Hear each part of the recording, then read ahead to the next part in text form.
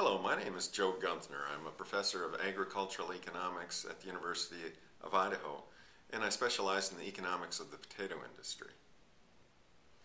So I've been involved in this Zebra Chip project from the beginning, and what I analyze is the impacts on growers in the attempts to control this disease. There are two aspects to the financial impacts on growers. The first is costs, and second is revenue. On the cost side, the main cost is insecticides, the material cost and the application cost.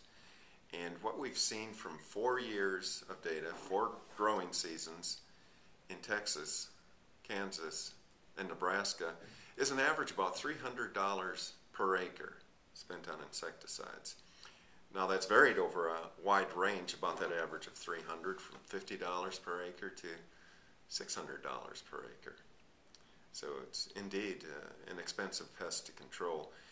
And in spite of all those applications, the control is not complete. There are still impacts on yield and quality.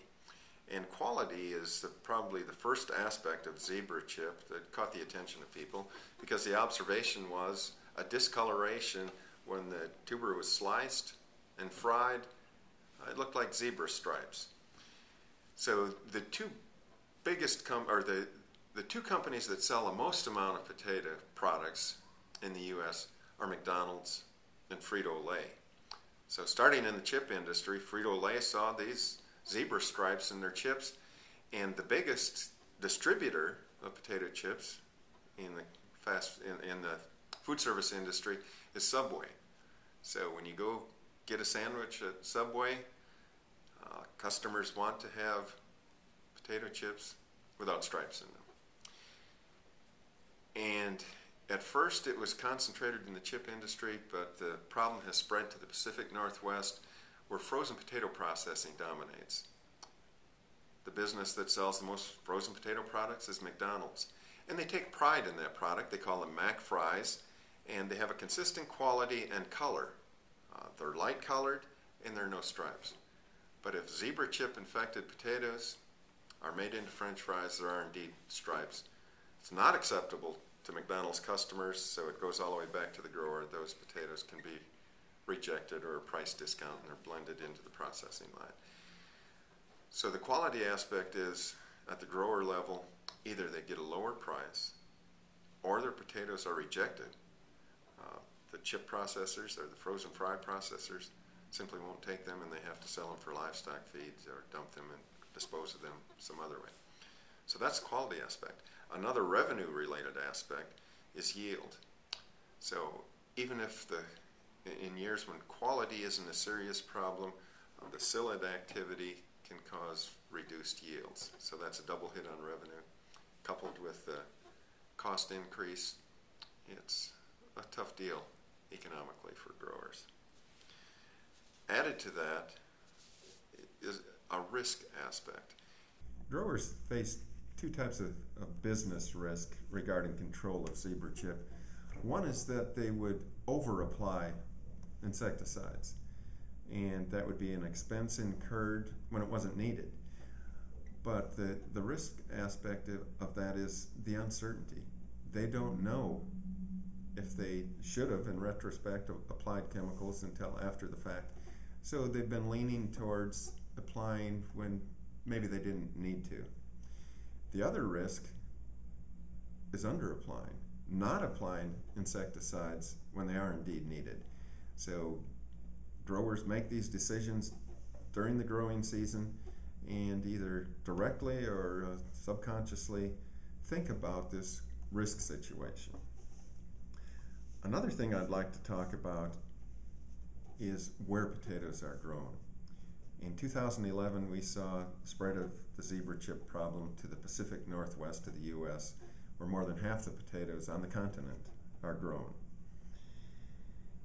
And it could be that in the future there will be parts of the country where Zebra Chip is a serious problem and parts where there's not a problem. So it could be that some potato plantings would shift to those areas where Zebra Chip is not a problem if the economics dictate that. If it's too costly to control and there's too much of an impact on revenue, you might see shifting of production. Now, within a potato production area, I think there are also going to be shifts in where potatoes are grown. And that may be on the same farm, or farmers may be looking for other places to grow potatoes away from their farms. I talked to a grower from Mexico at this conference who said that he shifted his potato plantings from inland to near the Pacific coast, and the prevailing winds from the west come in without psyllid and zebra chip problems, and he sees that as an advantage. So there are three aspects of where potatoes are grown that are all related to water. One is growing close to the west coast. That would be an advantage. But within the Pacific Northwest, we're also seeing that the proximity to water is a negative. The closer you are to the Snake River or the Columbia River or irrigation ditches, the more risk you have for zebra chip. And that perhaps has to do, according to some of the speakers here, with host plants, wind currents, and pockets of where the problem is more serious than others. So you could see shifting of potato fields away from the rivers to farther inland. And another aspect, a third aspect of the water, is the amount of rainfall. Last year at this meeting, one of the speakers drew a line right down the middle of the country, about where the Mississippi River is, and he said that zebra chip is a problem to the west of that line and to the east of that line, and the line was actually 22 inches of annual precipitation. It had not been a problem. Well, in 2012, zebra chip was discovered east of the Mississippi in a field in Wisconsin. So what's unknown is where this disease is going to spread to, and where will be the competitive advantage for growers across the regions and also within their region. Where will potatoes be grown?